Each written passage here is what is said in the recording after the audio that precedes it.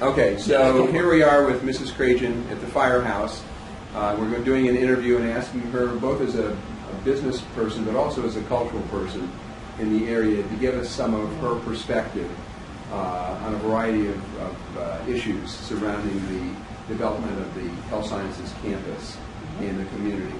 So we're going to begin by asking, how long have you been in the area and specifically within Johnson City? And that can be for your business.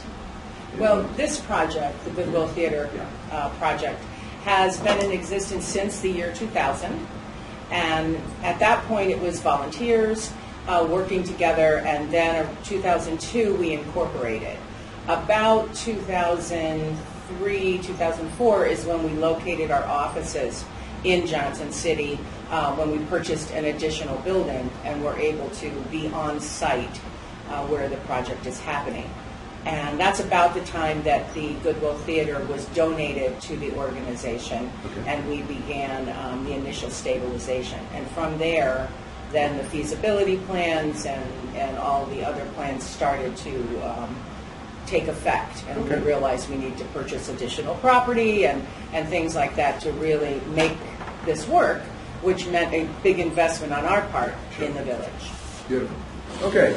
I want to move on and ask questions about if there are any problems that you would like to see dealt with in the short run. And we had a little conversation before we started filming about the university and the state has made a big investment here. Yes. And there are things they can do, but there are also things they can't do. And that is deal with some of the local problems if you see any. So an open-ended question is, are there issues or problems in this neighborhood first? We're going to talk about the neighborhood of Johnson City later, but in the neighborhood, by that we mean between here and Main Street and the side streets that go up to Main Street. Well, one of the big problems here is that it's a transient neighborhood. None of the people who are residents here, very few of them are here more than 6 months at a time, and then there's a turnover. Just because the properties in this immediate area are slum properties, and a lot of the people stay for a while, stop paying their rent, then takes 2 to 3 months to be evicted, and then they're evicted, and then a new group will, move in and in the various properties. So there's a constant rollover happening all the time, which means there's no personal investment in the area. And plus, a lot of these people have fallen on hard times or are criminals, so they don't have an investment in the community.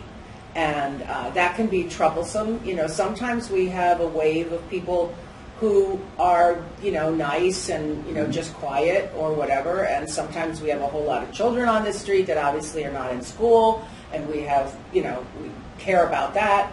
And that's a safety issue too. And then sometimes we have a higher level of criminal problems, which was worse when we didn't own some of the properties next to us. We've now purchased some of them and we'll be tearing them down. But there was a high level, the last 2 to 3 years of criminal activity immediately next door, and that's scary.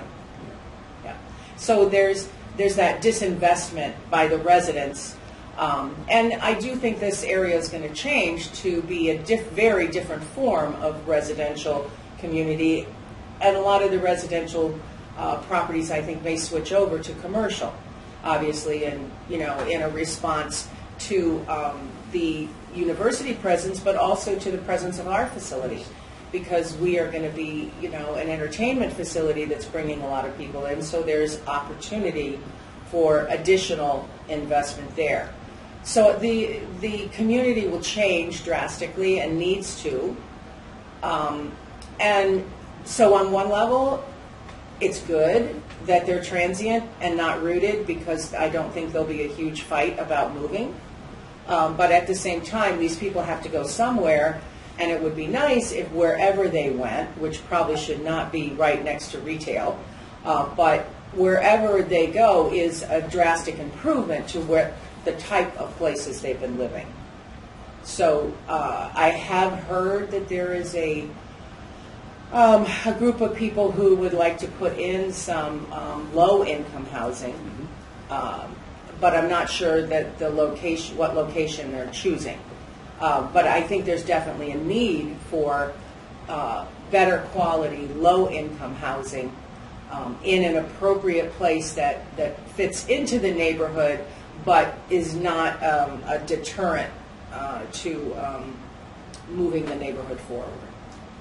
Yeah, just information. I was curious about this myself. So I went to Sunrise is developing the big structure. Yes. And on their website, they have a history of doing mixed housing. Right, and mixed housing and middle income and lower income in the affordable housing world is different than the Department of Social Services low income. That's right, public person. housing. Public housing. Right. So I used the wrong term, really. No, I was actually, using public housing needs to happen, Yeah. just not by retail and not in the middle of some of the other. I don't mean to put it way away and shun it, but that needs to happen in addition to the mixed and affordable Good. housing that's happening in the That's urban very development. helpful. Yeah.